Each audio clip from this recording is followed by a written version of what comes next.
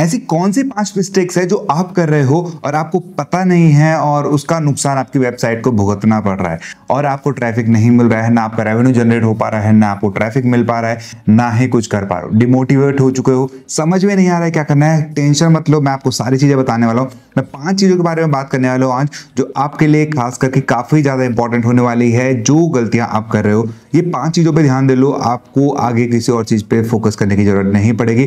तो ये 5 जो गलतियां कर रहे हो वो कौन सी गलतियां हैं, कैसे उसे सुधारेंगे, उन्हीं सभी चीजों के बारे में आज हम बात करने वाले हैं। सो नमस्कार दोस्तों, मेरा नाम है शिवांकर, आप देख रहे हैं Shiva Hindi tech. So without doing any further delay, let's get started. तो सबसे पहले लोग जो गलती करते हैं वो करते हैं नीश का सिलेक्शन का। नीश यानी कि जिस टॉपिक पे आप अपना कंटेंट को डाल रहे हो और लिख रहे हो, तो बेसिकली आप उसी चीज के बारे में ज्यादा बेहतर तरीके से लिख सकते हैं जिस चीज के बारे में आपको पता है।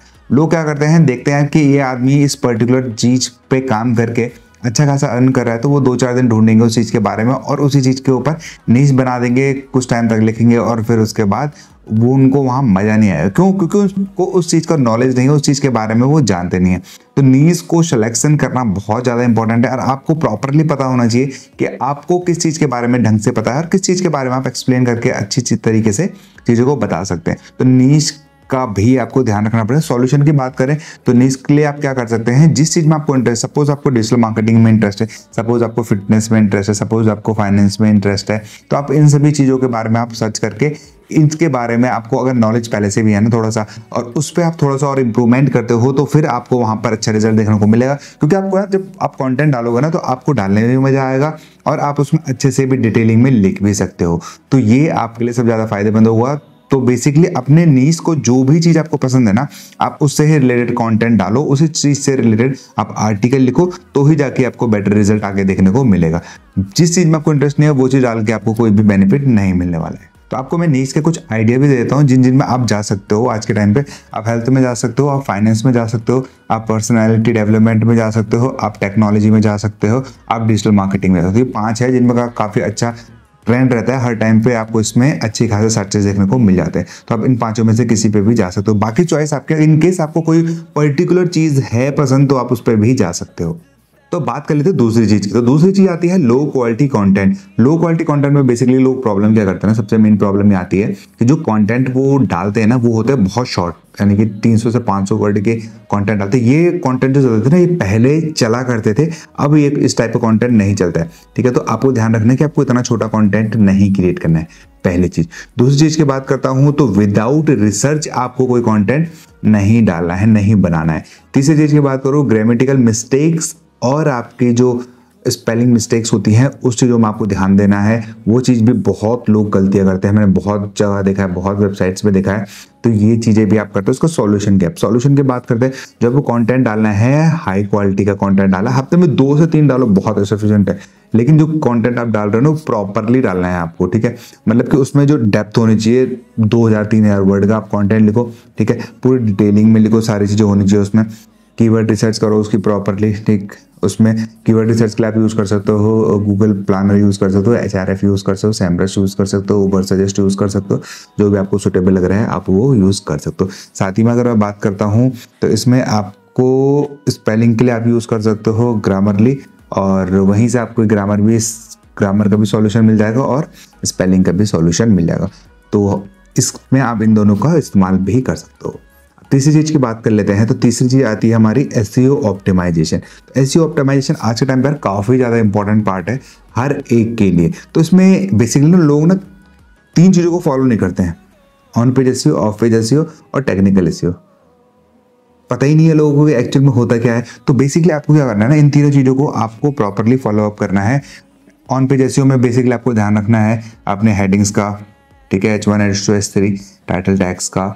ठीक है, उसके अलावा आपको ध्यान रखना है इंटरलिंकिंग का, इमेजेस का, पेज स्पीड का। तो इन चीज़ों को भी आपको ध्यान रखना है। ऑफ पेज SEO की मैं बात करूँ, बैकलिंक का, बैकलिंक बिल्डिंग का, सोशल प्रोफाइलिंग का, इन चीज़ों का आपको ध्यान रखना है, गेस्ट पोस्टिंग का, ये सारी चीज़ों का आपको ध्यान है। टेक्निकल SEO की बात करूँ, आपकी थीम कैसी है, ठीक है, आपके उसमें एरर्स तो नहीं है, 404 एरर तो नहीं है, उसको फिक्स करना है, वो चीज़ें हो गई। आपको कोई ब्रोकन लिंक्स है उनको फिक्स करना, ये सारी चीज़ें आपको टेक्निकल SEO में देखना पड़ेगा। वेबसाइट की स्पीड हो गया, तो ये चीज़ें आपको तीसरे उसमें देखनी पड़ेंगी। अब बात कर लेते हैं चौथी चीज यानी कि कंसिस्टेंसी की। काफी सारे लोग कंटेंट को डालते हैं ना, तो स्टार्टिंग में तो बहुत जोश में रहते हैं यार कि अब मैंने वेबसाइट बना दी है, अब मैं इतना कंटेंट डालूंगा, ये कंटेंट डालूंगा, वो कंटेंट डालूंगा। तो हफ्ते में दो तीन कंटेंट डालते हैं और 2-3 महीने बाद उन्हें होता है यार कि कुछ मजा नहीं आ रहा, कुछ कमाई नहीं हो रही है, तो वो क्या करते हैं, उस चीज़ को वहाँ पे ड्रॉप कर देते हैं। तो कंसिस्टेंसी बहुत ज़्यादा जरूरी है ब्लॉगिंग में और पेशेंस बहुत ज़्यादा जरूरी है। तो इसका सॉल्यूशन है ये है कि यार आपको कंसिस्टेंसी के साथ हाई क्वालिटी आर्टिकल लिखने, हफ्ते में 3 आर्टिकल लिखो और 100 आर्टिकल से पहले ना सोचो मत कि यार आपको कुछ मिलने वाला है। तो ये चीज़ का हमेशा ध्यान रखना, आपने प्रॉपरली रिसर्च करना है आर्ट कंटेंट का, आपको क्या कंटेंट चाहिए, कैसा कंटेंट चाहिए और उसमें क्या क्या चीज़ें होनी चाहिए। रिसर्च करो कीवर्ड की, किस कीवर्ड में कितना वॉल्यूम है, किस तरीके से वो काम कर रहा है, तो वो चीज़ें आपको देखनी है, वो चीज़ें भी आपको करनी है। और जब आप इसमें करो ना तो हाई क्वालिटी कंटेंट आपको होना चाहिए। और जब आप हाई क्वालिटी कंटेंट लिखोगे ना, धीरे धीरे गूगल आपकी वेबसाइट को ऑटोमेटिकली रैंकिंग में लाएगा। 6 से 8 महीने का टाइम लगता है एक प्रॉपरली अच्छे तरीके से रैंक होने में, अच्छी तरीके से रैंक होने में और अच्छी तरीके से आपको रिजल्ट आने में। ठीक है, तो ये भी आपको ध्यान रखना पड़ेगा। अब बात करते हैं 5वीं चीज की जो सबका फेवरेट है, जिसमें लिटरली सबको मजा आता है कि भाई हमें मोनेटाइजेशन यानी कि पैसा।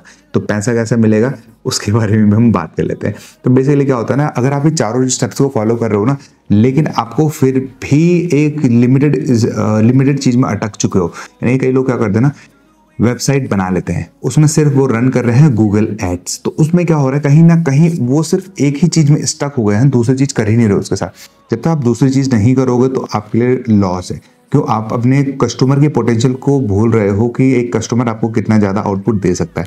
तो उसके लिए आपको क्या करना है, सॉल्यूशन ये है कि आप जब अपनी वेबसाइट में, आपकी वेबसाइट में अच्छा खासा ट्रैफिक आने लग गया तो अपने एडसेंस तो है ही, उसके साथ आप एफिलिएट मार्केटिंग करो। बहुत सारे हैं एफिलिएट मार्केटिंग के लिए, आप उसको कर सकते हो, एफिलिएट मार्केटिंग करो। ईमेल लिस्टिंग लेना, आप क्या कर सकते हो कि मेलचिम्प यूज़ कर सकते हो, कन्वर्टकिट यूज़ कर सकते हो। अपनी वेबसाइट में स्पॉन्सर कंटेंट भी डालो, ठीक है, और गेस्ट पोस्ट भी लो पेड, अगर आपकी वेबसाइट में अच्छा खासा ट्रैफिक है तो, ठीक है। और दूसरी चीज़ की बात करता हूँ, डिजिटल प्रोडक्ट भी सेल करो। आज के टाइम बहुत बिक रहे हैं, बहुत सारे लोग उसका फ़ायदा उठा रहे हैं, तो आप भी इस चीज़ का फ़ायदा उठा सकते हो। तो यार ये सारी चीज़ें हैं, 5 चीज़ें हैं जो मेरे को लगा आप लोगों के साथ शेयर करनी चाहिए, क्योंकि काफ़ी सारे लोग इन चीज़ों में ना गलतियाँ कर रहे हैं। तो आपको ये चीज़ समझनी पड़ेगी और आपको इन चीज़ों में वर्कआउट करना पड़ेगा, तभी जाके आपको बढ़िया आउटपुट आगे मिलने वाला है। तो यही सब कुछ है इस वीडियो में। अगर आपको कोई क्वेरी है, किसी चीज़ के बारे में समझ में इन डिटेल में और चाहिए तो आप नीचे कमेंट कर सकते हैं, मैं आपको इन डेप्थ में उन चीज़ों के बारे में बता दूंगा, वीडियो बना देंगे और आपको प्रॉपरली उस चीज़ के बारे में बता दूंगा। तो बस यार यही सब कुछ है इस वीडियो में, मुझे लगा आप लोगों के साथ शेयर करना जरूरी है, क्योंकि मैंने कर दिया शेयर। वीडियो पसंद आए तो यार लाइक कर देना, चैनल पर नए हो तो सब्सक्राइब कर देना। मिलते हैं अगले वीडियो में, तब तक के लिए बाय।